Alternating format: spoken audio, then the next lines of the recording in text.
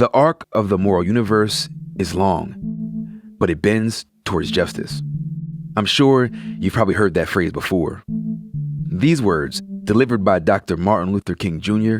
in August of 1967, are inspiring, even when that arc seems to be bending further away from justice, not closer to it.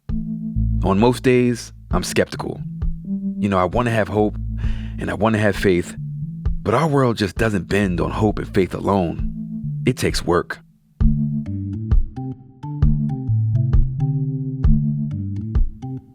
Just before he died in 1968, Dr. King had begun the work of the Poor People's Campaign, a multiracial coalition fighting for federal funding for a guaranteed annual income, programs to end poverty, and housing for the poor. Dr. King was assassinated before that work could be completed. But 5 decades later, the Reverend Dr. William J. Barber II has taken up the mantle. Bishop Barber is the president of the nonprofit Repairers of the Breach, and he's co-chair of a new Poor People's Campaign, which he leads alongside the Reverend Dr. Liz Theo-Harris. A powerful new movement is rising across America. From the Mississippi Delta to the Apache stronghold, from the homeless encampments of Washington to the coal fields of West Virginia. We are the 140 million poor and low-wealth people in this country, and we are building the Poor People's Campaign, a national call for moral revival. I'm Tremaine Lee, and this is Into America. This weekend, on Saturday, June 20th, the Poor People's Campaign is hosting the Mass Poor People's Assembly and Moral March on Washington.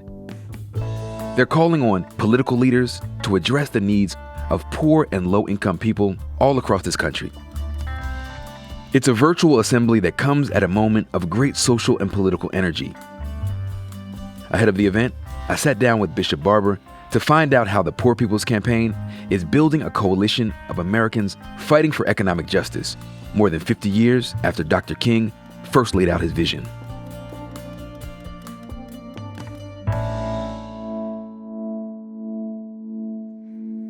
The Reverend Dr. William J. Barber II, president of Repairers of the Breach and co-chair of the Poor People's Campaign.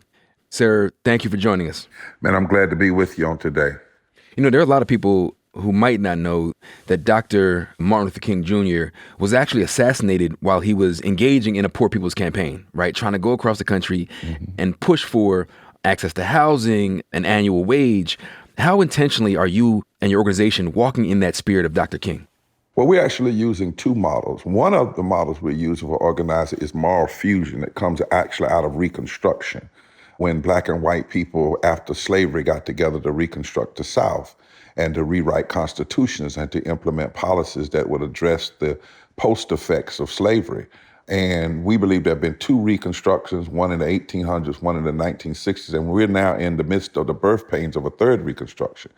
But yes, we're also looking at the model that Dr. King used when he decided to say these three things. Number one, that racism, poverty, and militarism were the triune evils that were destroying the American society. And when he said racism, he meant it in all of its form: Black people, Native people, immigrants, but also when he said that America was the greatest purveyor of violence in the entire world, because the country has never really wanted to deal with these three things. In fact, people told him, stay over there and deal with civil rights, don't deal with poverty, and you better not deal with war. You better not deal with militarism.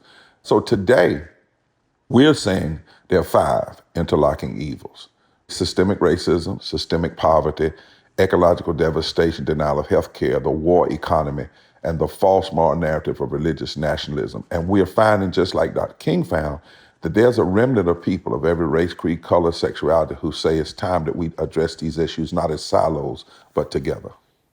When you think back to 1968, a year of great tumult and fire and protest, and it feels like 2020 right now, it feels like, man, like we're in the midst of that same kind of moment. How clear is that through line, do you think, from the struggles of 1968, especially the way poor people were being impacted by policy, to what we're seeing now with COVID-19 and policing and everything that has been weighing on poor folks today? Well, actually you have to step back to 65. It was after the passage of the Voting Rights Act that opened up the possibility for Black poor people and white poor people, particularly out in the South, to build what Dr. King called a new coalition, to build a coalition that could bring into being the beloved community in terms of public policy. He said that on the steps of the Alabama State House at the end of the Selma to Montgomery March in 1965. He said every time there is the possibility of black poor people and white poor people coming together, the aristocracy, the greedy, the wealthy, sow division. He said they've been doing it all along. It's what they did in the 1800s, it's what they're doing now. And remember, riots broke out in 65. The Watts riots and many of those riots.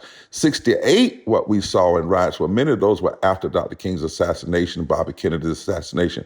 But in 65, they actually started right after the passage of the Voting Rights Act. So in some ways, we must understand what we see now as happening now, but not beginning now.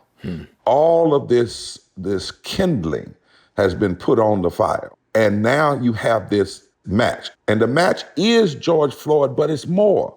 The match is before COVID, 140 million people were poor and low wealth. Then COVID happens. Then we have an inept response, a negligent response. And then we see a shooting by shotgun. We see a breaking in a house killing. Then we see a whole death from start to finish in the lynching of George Floyd. And what it did when he said, I can't breathe, it's like shorthand for what many people are experiencing in America. I can't breathe because of all of these oppressive policies that are connected to death. We are in a moment where people are having an existential shock because the government who is supposed to protect life, that's the first principle, life, liberty, and the pursuit of happiness, has actually promoted death. Bishop Barber, how do we then untether ourselves from the violence that has bound up this country from the beginning? How do we begin to untether ourselves from those original sins? I know you've dubbed this new Poor People's Campaign a national call for moral revival.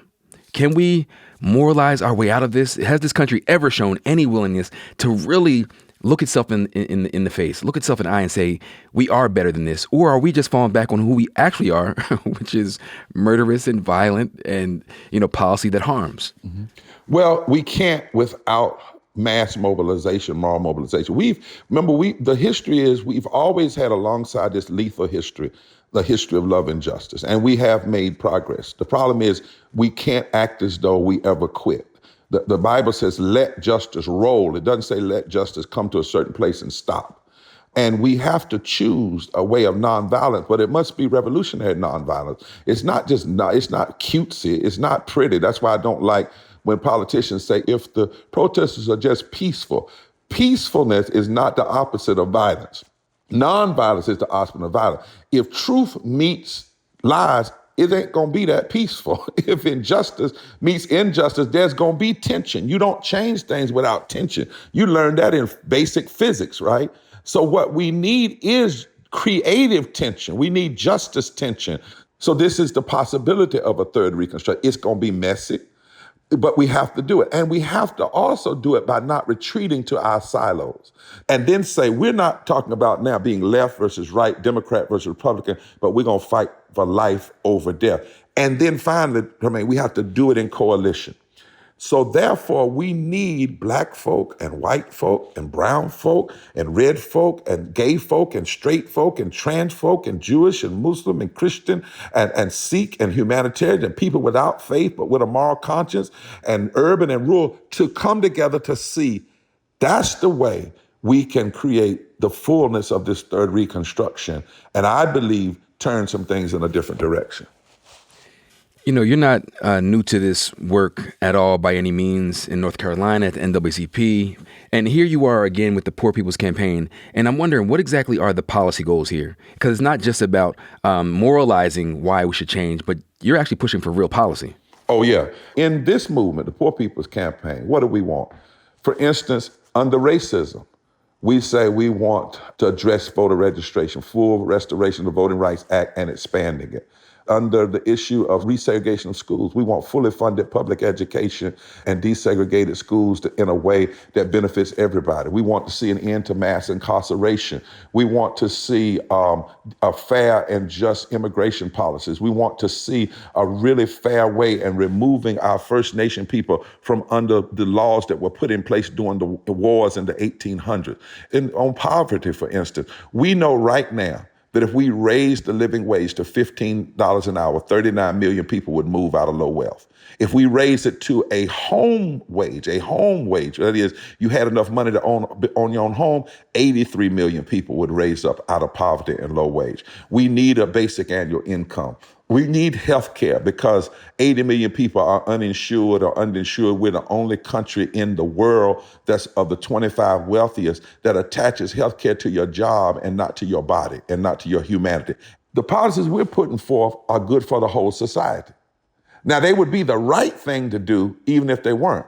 But the fact of the matter is Joseph Stiglitz, a Nobel Peace Prize economist, has said the cost of inequality is worse than the cost to fix it. Wow. Speaking of that, it's like movement building is about organizing ideas and platforms, but it's also about organizing people. And I wonder how back in '68, the original Poor People's Campaign, how did they organize? And how are you organizing? Are you taking lessons from the past in terms of organizing those poor black folks and poor white folks, which, again, hasn't happened often in modern times?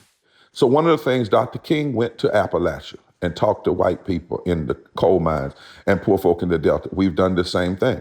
I've been in the hills of Kentucky. We've got white coal miners now organizing with black folk from the Delta. We've got Apache Native indigenous people organizing with farm workers out of Kansas. Now, what we're doing different is we said we were going to build permanently organized communities at the state level. Because when we did our analysis, a lot of things that continue poverty happens at the state levels too. States block health care. States cut education budget. States allow corporations in their states to have too much free course. So what we decided to do was build coordinating committees with 3 chairs, a poor and impacted person, a religious leader, and an advocate. And so now we have 45 of those across in 45 states. In addition to that, we now have 19 religious organizations, denominations, join with this movement. We were able to bring significant number of unions in and 150 other grassroots organizations into this movement around addressing these 5 interlocking injustices. But most importantly is the people. And that's the power. It's the fact that we have found out that if you register 15% of poor and low wealth people in this country around an agenda and they vote, they can fundamentally shift the elections all over this country. Up next, Bishop Barber and I dig deeper on the idea of coalition building. And he breaks down how people are coming together today across racial and geographic divides to address class and economic inequality. That's after the break.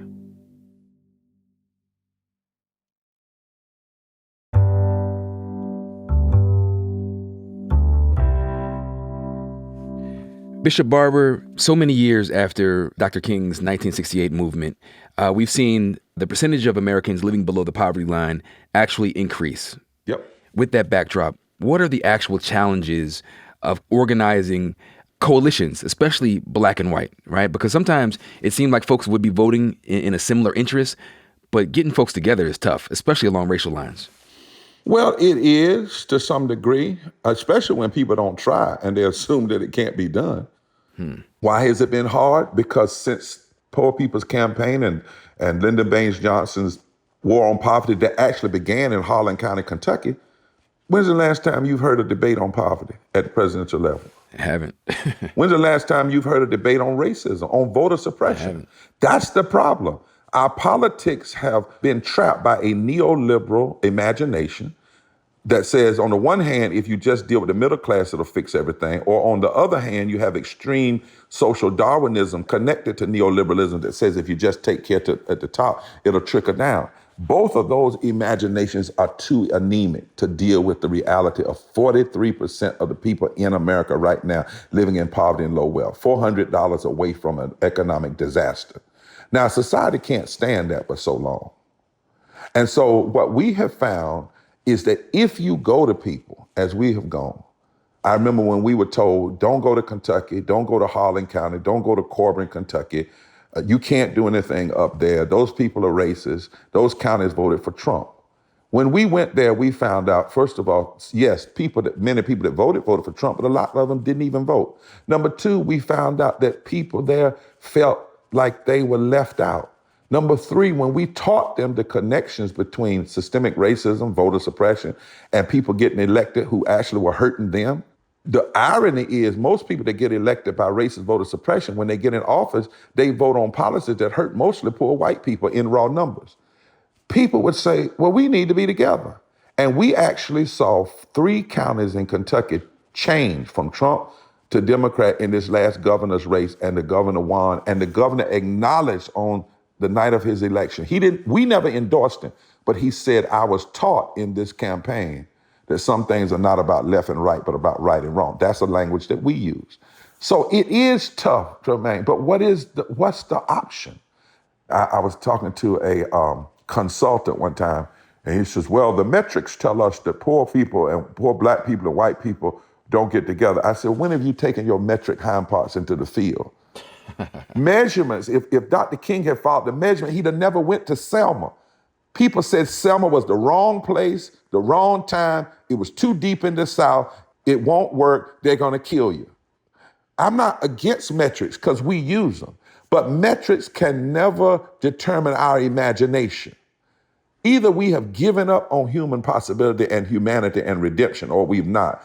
In our movement, we've chosen not to give up, and we're seeing the results of it. So it's hard, but there's something worse. There's something harder, and that's living in an unequal society. There's also a place, Tremaine, where I live in faith. My faith teaches me that one of the great sins is not trying and failing. It's never trying. It's losing your belief. It's losing your hope. It's deciding and becoming apathetic. Because everything we celebrate today as progressive, 100 years ago, we were told it would never be possible. Somebody has to get out of that it can never be done and go to work. Given the backdrop of what you've been doing, and we see recently with the Black Lives Matter movement, you turn the TV on and you see crowds that are either completely white, half white, bunch of white folks in a way that we just hadn't seen that, 5 years ago. That's right. What can you appreciate about this kind of upstart Black Lives Matter movement and the coalition they're building? And how do what you're doing and what they've been able to do coalesce and come together?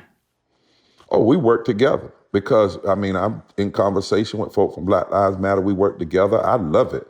And I would say, though, this didn't just happen because of one person being murdered. There was a lot of organizing going on that was the kindling. The spark may have happened, just like Rosa Parks sat down, right? But there were people organizing in Montgomery long before she sat down. They put out 50,000 leaflets in Montgomery about the boycott the few days after Rosa Parks sat down. Ain't nowhere in the world they Xerox 50,000 people on them old little Xerox machines like that in 2 days. Right. Somebody did some organizing. Now, they may not have told us, but somebody did some organizing to plan for things. My point is, history has told us it's always happened. And what I know about Black Lives Matter, they understand that police violence is a form of violence and a form of racism. But we also need fundamental reconstruction of this society. I tell the folk in the Poor People's Campaign, Liz and I do, I don't know if this campaign is going to fix most of the things, or if this campaign is going to start to fix, or if this campaign is just going to change the narrative and build power, and then we move out of the way and some other folk take over. But I know it's going to do something. And I know in every age we have to do something. And what we have to do is stop trying to find a silver bullet or trying to find a one thing. Don't worry about who's going to get the credit. Just keep working and declaring your non-violent resistance to the violent ways of this society. And as the old folks said, we'll understand it better by and by. So before I let you go, I definitely want to talk about this Saturday. It's a culmination of a lot of work. Does it feel like you've arrived at this moment where you can exhale, or is this the beginning of something? Is there more work after this Saturday? No. So tell us about what's going on Saturday and what happens after that. Yeah, this is a commencement and a commencing. So on Saturday, we're going to have a digital gathering. People by the thousands will be joining us online on more than 200 various outlets, and MSNBC is one of them, and others that are allowing us to use your platform. And, it's going to be powerful. It's going to be heart-wrenching, but it will also be hopeful. And we got simple goals. Put a face on this issue so that no longer can poverty be racialized or run away from. Number two, change the narrative. In order to change the narrative, you got to change the narrators. Somebody's been hurting our people. It's gone on far too long, and we will not be silent anymore. This is beginning, not an end. And then the third thing is to announce the agenda, what we're demanding, and saying to candidates, you don't have to ask us to endorse you, endorse this agenda, and people will know.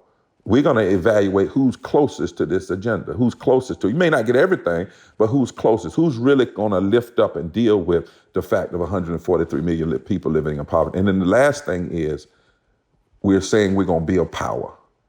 We're going to register people for the movement who vote and turn them out for the election, but also turn them on after the election. We want an agenda, and we're going to push, because if America can't get this right in the midst of a pandemic, in the midst of death, and in the midst of all this police violence, if we can't have a reconstruction and a turning now, God help us. God help us as a nation. Time is out for moderation. I want to quote a white man who was a deep historical friend of mine. I didn't know him, but he's a deep friend of mine. His name is William Lloyd Garrison. He was a friend of Frederick Douglass. When somebody asked him, they said, look, you're white. Why don't you be moderate? If you're moderate, we can work on this slavery. We'll deal with it, but just be moderate. He said, go tell a woman whose child is burning in a house to be moderate. Mm-hmm. Don't ever come to me and tell me to be moderate when it comes to injustice. Wow. Moderate when it comes to the ravages of slavery. I will be heard, and we will change this reality. This is the time to say enough. And we're calling people who believe that we can be better to come on in, join, and let's be better together. Reverend Dr. Barber, as always, it's always an honor and a pleasure to speak with you. And I think there are many takeaways, but one is that through the historic haze of violence, there has been great love and compassion. Yeah. And I know you're leading with a chest full of that. So, sir, thank you very much for your time. Thank you. Forward together, not one step back. Take care, my friend. That was the Reverend Dr. William J. Barber II, co-chair of the Poor People's Campaign. You can catch this weekend's Mass Poor People's Assembly on MSNBC.com and on MSNBC's YouTube account. That's this Saturday, June 20th, from 10 a.m. to 12:30 p.m. Eastern Standard Time.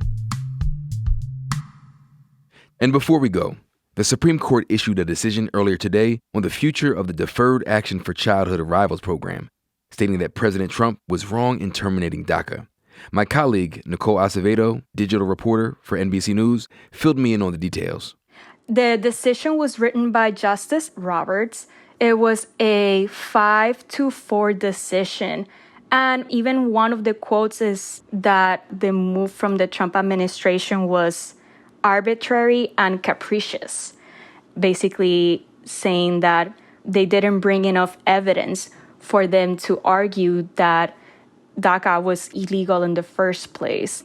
It means that DACA remains as a program. It also means that the Trump administration, if they wanted to, could come back and argue again why they think the program should end. We know that the Trump administration, specifically Donald Trump, has run on a platform where he really puts immigration as a central issue. So he might continue to use this on an election year to move his base.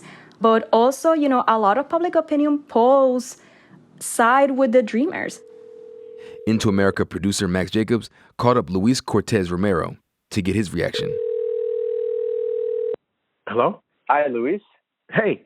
This is Max with NBC. Hey, how are you? Romero was our guest on the podcast on Wednesday.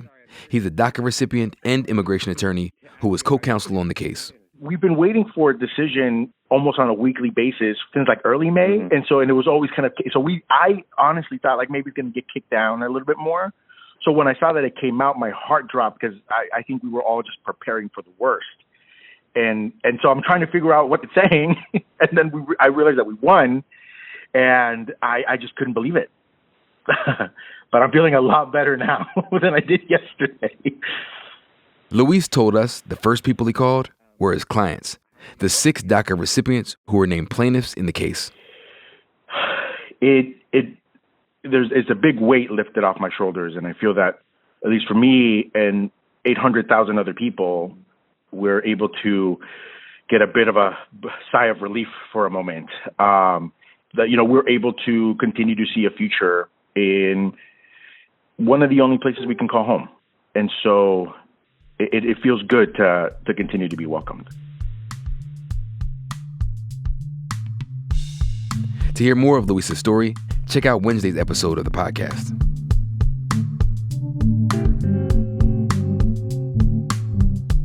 Into America is produced by Isabel Angel, Allison Bailey, Aaron Dalton, Max Jacobs, Barber Rab, Claire Ty, Aisha Turner, and Preeti Varathan. Original music by Hannes Brown. Our executive producer is Ellen Frankman. Steve Lichtai is executive producer of audio. I'm Tremaine Lee. Check your feeds tomorrow. We're bringing you a special conversation that I'm moderating to mark Juneteenth. And we'll catch you next week on Monday, Wednesday, and Thursday.